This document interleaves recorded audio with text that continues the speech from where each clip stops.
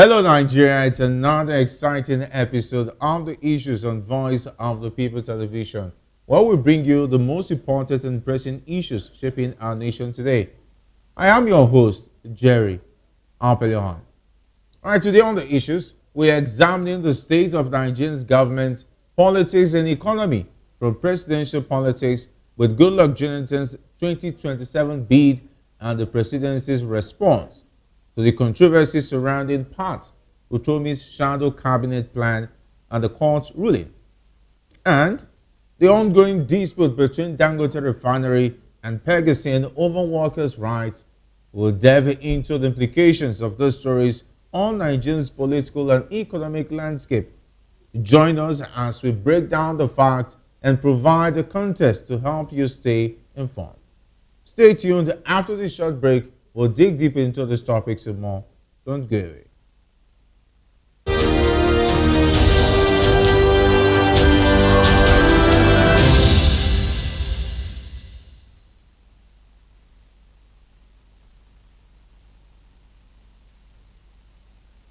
Welcome back. Let's dive straight into today's discussion. Okay, yeah, fantastic. That's good. Let me start with Dr. Anosike, so we'll keep you up to date. Dr. Anosike, it seems like this Jonathan story is becoming more interesting every day, and the presidency reacting, meaning that there's something there about Jonathan having intentions, or there may be a plan for Jonathan to run in 2027. For me, I strongly believe that the Nigeria that Jonathan ruled is no more. Understand? Okay. On the other hand, I wish I could be the DG campaign of Jonathan versus Tinubu. Understand? If I'm the DG campaign of Jonathan, even Onduremi will vote against her husband. Bayo Ononoga is jittery. Understand me? Bayo Ononoga is jittery. They are afraid. Jonathan, in 2015, our GDP was $500 billion. $500 billion. Today, we don't even have up to half. So, APC messed up all the achievement that Jonathan made. If Jonathan has continued in office, by now, we will be among the countries with $1 trillion economy. If Jonathan has continued in office, by now, who have been among the $1 trillion economies. So, Bayo can deceive his children, his wives, understand me, and not Nigerians. What's the quality of life before 2015 and now? How much was a bag of rice in 2015? How much is a bag of rice now? How much is fuel in 2015? How much is fuel now? How much is exchange rate in 2015? How much is exchange rate now? So, Bayo Ononoga is shameless. Bayo Ononoga is shameless. He has no soul. That's why he's saying this, that Nigeria should compare Tinubu, who has put Nigeria into hell, and Jonathan. That is very foolish of him, trying that to compare Tinubu and Jonathan. Understand? Okay. What is the quality of life of Nigerians under Jonathan administration and under Tinubu? Under Jonathan, did we hear that people were stampeded for food because they went to beg food? What happened in Anambra? What happened in Abuja? What happened here? They happened under Jonathan's administration. Well, we made mention of misappropriation of security funds. We all remember that, trying to fight Boko Haram, and of course how the NSA. I don't remember that. Okay. I don't Mismanagement remember of that. insecurity I funds. don't remember that. So comparing Jonathan and Tinubu is like comparing heaven and hell. What about this petroleum minister who was found guilty of I corruption said, charges? what's the quality of life of Nigerians under Jonathan and the quality of life of Nigerians under Tinubu? Okay, he made mention of the GDP. Of course, we know that Jonathan's GDP was very, very interesting. Listen to me. In elections, I have done a serious study on this. In elections, scandals is not important once the economy is good. Okay. That the president is sleeping with the wife of all the ministers and the people that are feeding well, they won't bother. So that Daisy and Omadeke carried all the money in the country and people are feeding well, go tell that to the Marines. So put Jonathan side by side. Jonathan was score 36 over 36. Unless his campaign team don't have a history. All right, let me go to Emperor Jackson and Joe. The presidency claims Jonathan's past administration was disastrous. Or is this critique an honest assessment or selective amnesia from a government battling its own economic and security failures? Good evening again. Yeah. Welcome. To me, I sympathize with Nigerians that the crop of leaders we are having. We could not even differentiate the weight of the oil from the weight of the water. You understand? So, how will somebody on earth be comparing Tinubu government? Can I call it government? Tinubu's regime. How can somebody compare it with that of Jonathan? The period of Jonathan is unfortunate. Those figures in this country that were saying Nigeria must be saved, save Nigeria movement that time, all of them are still alive today. Today that Nigeria needed to be saved, these people have closed their mouth. They pagloed their mouth. They have buried their head in shame. This is a kleptocratic system of government. This is a kleptocratic system, government by the worst citizen of the nation. Corruption now is more than that of any other government in the past. May the soul of Abacha even rest in peace. Abacha was not as this corrupt. What are we talking about? Jonathan wanted to remove subsidy. They cried.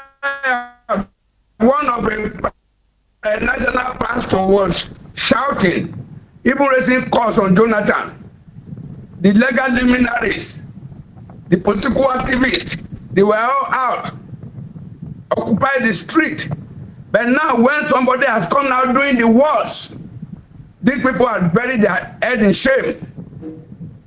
There is no fresh subsidy again. They have removed the fresh subsidy. Subsidy was gone. But despite the fact that subsidy was gone, they still outborrowed for 2 years. They still borrow money Buhari could not borrow for 8 years. I don't think they have even borrowed more than what Obasanjo, Jonathan, Yar'Adua did not borrow for 16 years. Yet, subsidy was gone. This is a deceptocratic system. Government in which the spokesperson come out to deceive Nigerians. No wonder most of these people that are the spokesperson of Mr. President today, in the time past, these are the people. The National Security Advisor today made recommendation that time that Tinubu is a super corrupt governor. Today he is the National Security Advisor.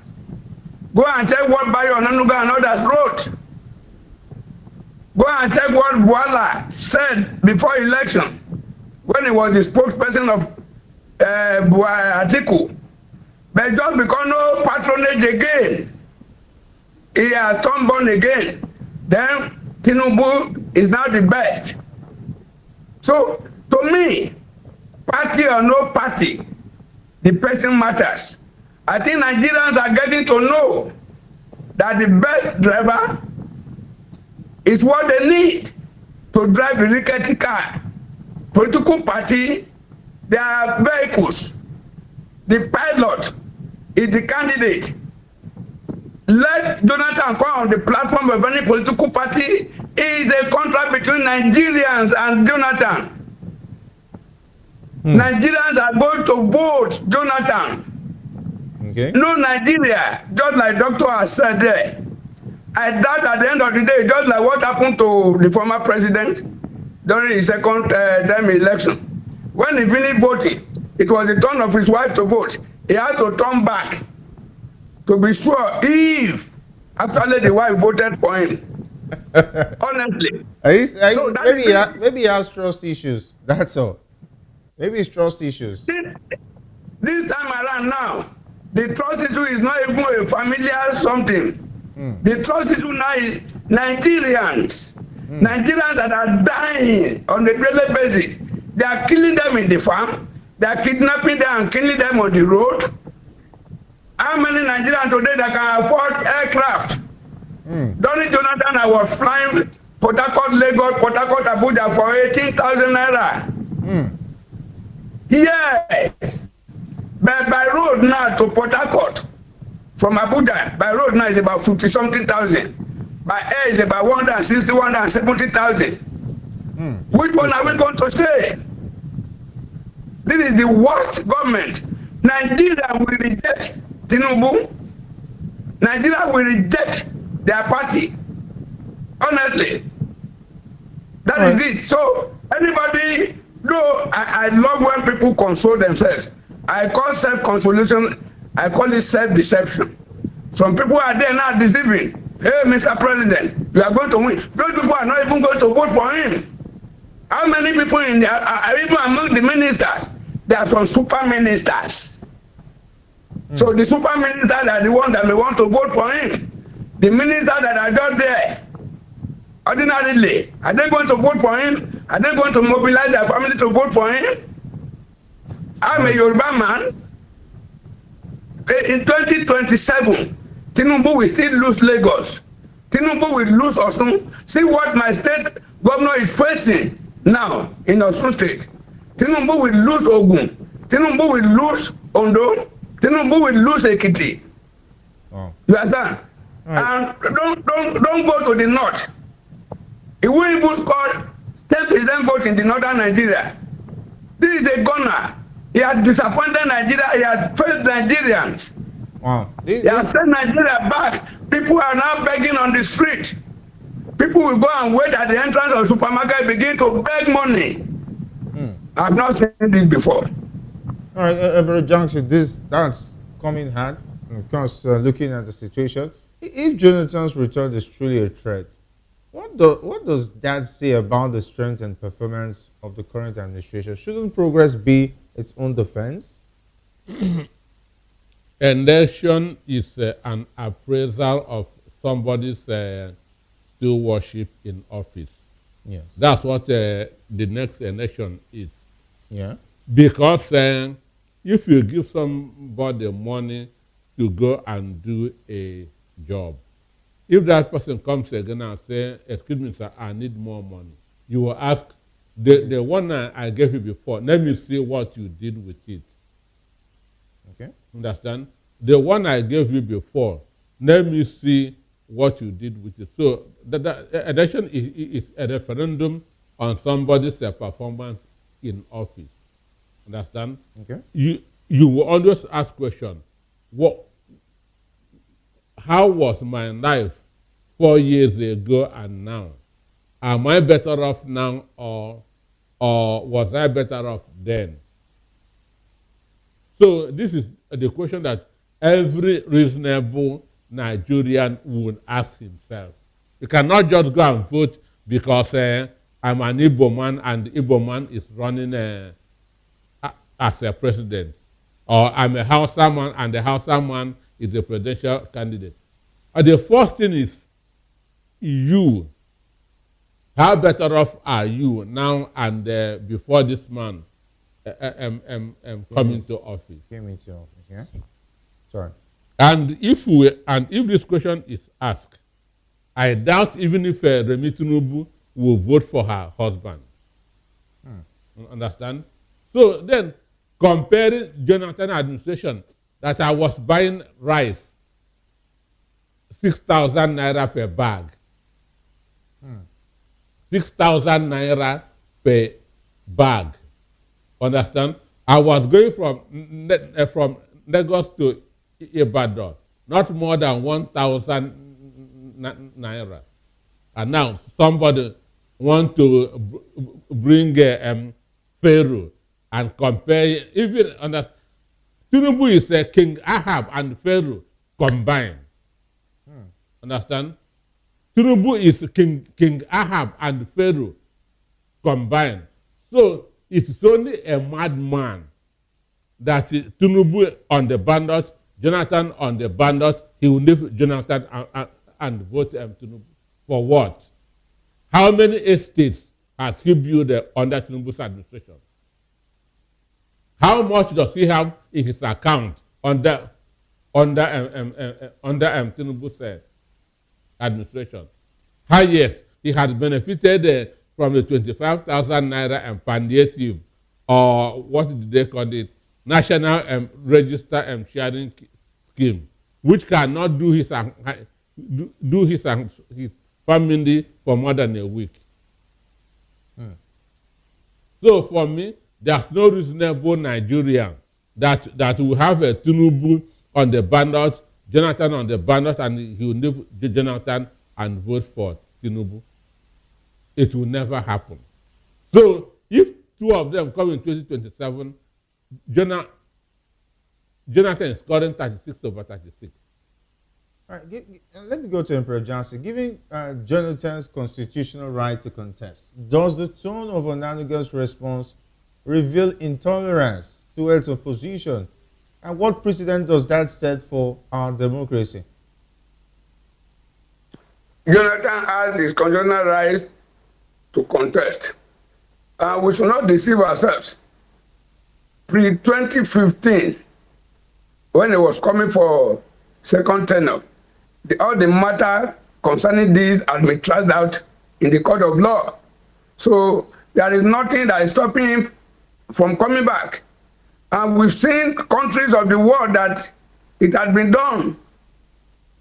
Trump ruled America, he lost. But later, they check him and what's the name? The former president. Joe Biden. He contested again. He won. The same thing happened in Ghana recently. Yeah. He was there. He came back again. So Jonathan has the constitutional right to come back, but these people are already forgetting. They're already panicking. They don't know what to do. That is why they are trying to cause crisis here and there. Now, the worst they are doing now is they are using this mantra of Nigeria has been good for you. I don't know the nonsense they are saying, because they are giving scholarship. You are giving scholarship. You want to compare yourself with what they are doing in America. America that has leaders, that have their people at heart. You are giving scholarship. You are turning out graduates every year, but most of them, if an Akara Sports now advertise, says guys, you will see a BSc holder to go and apply.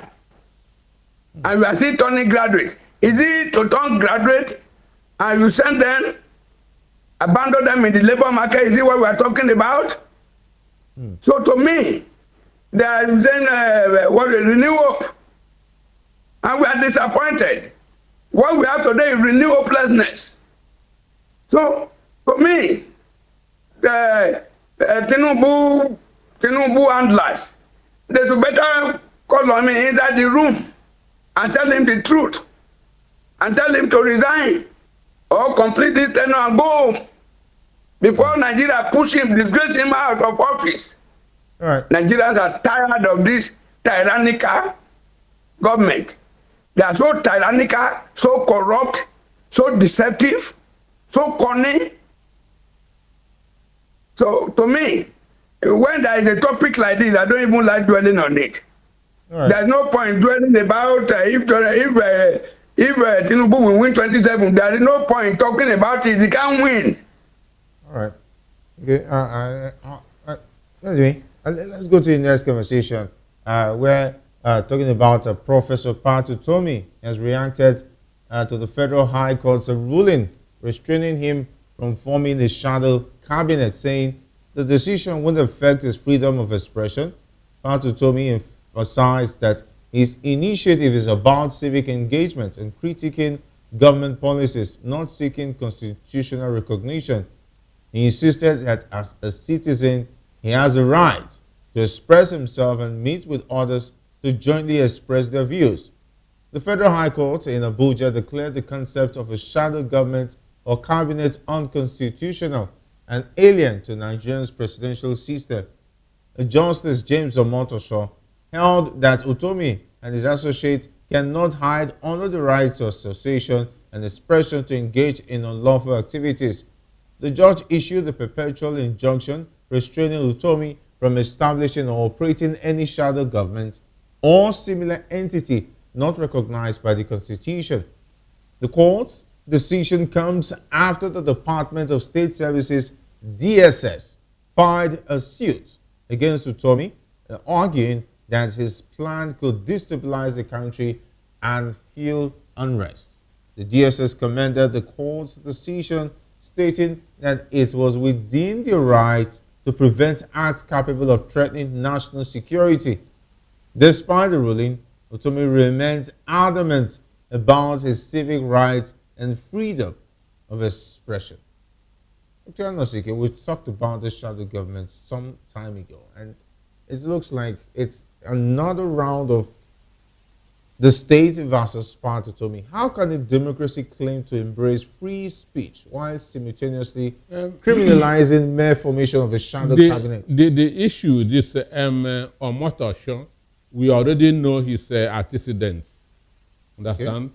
We already know the kind of judgments he has been given in the past. We already know who he is working for. All right. Settled. Then, so his judgment is not a surprise at all, unless to those who are not initiated. Understand? Then for the DSS is not showing any intelligence, because shadow government doesn't need any office. It doesn't need any political party. Understand? It's just a school of thought. It is just a school of thought. It is just now a critic association. Understand? Not that they will have office where you can come and shut the office down. DSS doesn't know. There's no intelligence there. This is a standard practice in most mature democracies. In 2014, APC formed a shadow government. Understand? Around Donald Trump came on board January 20 or 21. Understand? 2025. Around March, April, Democrats formed a shadow government. So it's a standard the democracy practice. And the main purpose is putting the government on their toes. It's not that you want to overthrow government or you want to take over a government. And the purpose is, if the government is going on a wrong direction, you bring them to the right direction, pointing out their ills, their wrongs. Understand? And this is their constitutional right. So what we are doing here now is shadow government. Okay. What we are doing here now is shadow government, criticizing government. Understand? Criticizing their issues, pointing to the right the direction. All right. So DSS wasted the time of the court by even going to the court. Okay. Understand? So it doesn't need any office. It doesn't need any, understand me? So those saying, I commend you for this and that, they don't understand what shadow government means. Wow. Very interesting way to look at it. But let me go over to talking about Emperor Johnson. Does the court ruling against Utomi reflect legal reasoning on political anxiety cloaked in judicial language? Most of the times, I'm always, I will never be disappointed when I see somebody that is always doing bad, that he do another thing that is bad. I won't be disappointed. I won't be surprised. The only time I'll be surprised is that when I see a person that is known for evil doing, that suddenly do something meaningful. I'll be so surprised. And then what happened? The judiciary in Nigeria. Do we still have judiciary in Nigeria? There is no system, judiciary system in Nigeria, because the political power holders, they are stronger than the judiciary system. They are stronger than the security system. I think, what's the name? DSS has a lot of intelligence to gather in Plateau, in Benue, in Niger, in Zamfara, in Katsina, in Yobe. They have a lot of intelligence to gather for them to be preoccupied with their political activities. I think it does not speak well of our intelligent community. That is it. So, just like Doctor has said, what are we doing here now? We are trying to estray the activity of government. Wherever they have done well, definitely we are going to pronounce it out that they have done well. Wherever they have not done well, we are going to pronounce it out with our fundamental human right to speak about our country. Look at what has just happened in Madagascar, when the president sacked the Minister of Energy just because 12 hours on a daily basis, power outage. And the people came out that no, they don't want this. Can it happen in Nigeria? If anything like that happen in Nigeria, they will even give him another appointment. They might even tell him to be the Minister of Energy and coordinating minister of another thing. We are still very backward in thinking and in reasoning. And people like Professor Pat Utomi is a globally renowned economist.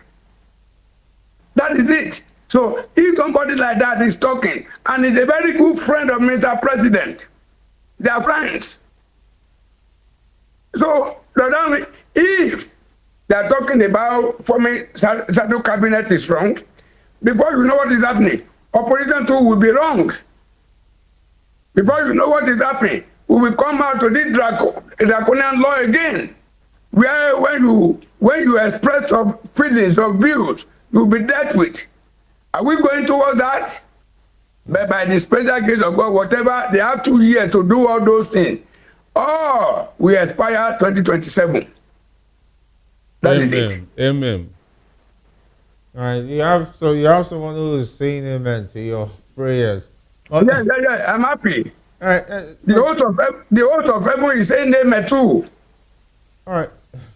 Dr. Anosike, can Nigeria claim to be a democracy if it suppresses non-violent intellectual engagement like Utomi's initiative? Or are we drifting towards authoritarian tendencies? This question, you already know what the answer. Yeah, Nigerians would like to know. I've told you here on this table that what we are practicing is an autocracy under the guise of democracy. What we are practicing is autocracy under the guise of democracy. When the election is not free and fair, it is not democracy. When the votes does not count, it's not democracy. In democracy, power belongs to the people. In Nigeria today, does power belong to the people? The answer is no. In democracy, there is separation of powers. The National Assembly checkmates the executive. Is it happening today? The answer is no. So, is there freedom of speech in Nigeria? The answer is no. So, what we have, anybody that said that Nigeria is practicing democracy should go back to his school and collect his school fees, because they did not teach him well. Understand? Anybody who tells you that Nigeria is practicing democracy does not know what democracy entails. That's what is known as democratic integrity. We are not practicing that in the country. What we have here now is an emperor presiding over his subjects, which includes the National Assembly, the Judiciary, the INEC, the DSS. There's no check and balances in Nigeria. And once there's no checks and balances, it's not a democracy. Rather, it is autocracy. All right, very interesting way to look at it. But let me go to Project before we leave this conversation because of time. How dangerous is the legal precedent of banning something simply because it's unconstitutional, even if it's peaceful, participatory, and popular? We are tilting towards a militocratic system. You understand? To me, right from the inception of this government, I've always believed that we are in a civil rule. We are not in the democratic rule. We are not in the democratic rule. Look at today. Do we have 3 arms of government? No. The legislative arms today, they're like an annex of the executive. The judiciary, they're like in the pocket of the executive. That they will tell you go to court. Because they know that they must have instructed the court on what to do. So I don't want to believe that we are running democracy. This is civil rule. This is civil rule. When Bukola Saraki was there, Bukola Saraki was not the president against the ruling party. He was a Senate president that his party is the ruling party. But the principle of check and balances must be operated to the letter. But today, Mr. President will say we are not borrowing again. But we still have $21 billion on the table of Senate President that they are about to approve. Whatever Mr. President say, this is the only country in the world that the National Assembly enslaved themselves to the executive by this national anthem. For your mandate which I stand. If you are standing on the mandate of Mr. President, then there is no representation again. The principle of check and balances have been eroded. That is to say, practically, National Assembly is no longer needed. If you are going to stand on the mandate of Mr. President, and in the Allo chamber, these people will be chorusing it, or your mandate will stand. Even the so-called Senate President, he said something some time ago. He said, Mr. President, we have adopted you for the entire country. So what are we talking about? Oh. We are in a civil rule. We are not in a democratic rule. All right. That is it, no democracy. Democracy is dead and buried. Right. The entire democracy, they even concretize the tomb. Let's now go to the oil sector. Dr. Ernest, you want to say I something? want to add something which most Nigerians don't understand. At the other time, Nigerians were, the president said that he is going on a working leave. Okay. Most Nigerians were asking which one is working leave. Working leave simply means I am not going to hand over power to the vice president. Okay. Understand? Wherever I go, I'm still working. Where I am working, so I will not hand over to the vice president. Ordinarily, if a president is going on leave, he should transfer power to the vice president. And if he fails to do that, the National Assembly will query him. Because this is what he's supposed to do. You cannot be working and be on leave at the same time. Understand me? So in order to not to do what is expected from him democratically, he said, I am on a working leave. And if you are working, you don't have to transit power. You see it? So this is a coinage that they brought to be deceiving Nigerians. Wow.